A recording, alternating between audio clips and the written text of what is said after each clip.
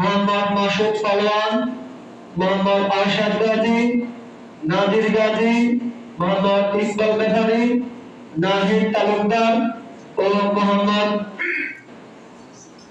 সালাউদ্দিন বেহারি।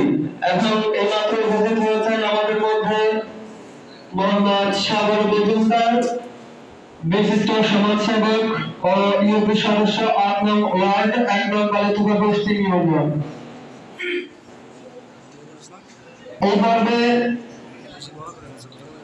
আজকের সালমান ফার্সি রাদিয়াল্লাহু তাআলা আনহু তাহফিজুল কোরআন মাদ্রাসার পুরস্কার বিতরণী কার্যক্রম শুরু হতে যাচ্ছে। শুরুতেই আজকের প্রতিযোগিতার প্রথম হয়েছেন কোরআন তেলাওয়াত পর্বের প্রথম স্থান অধিকার করেছেন মোহাম্মদ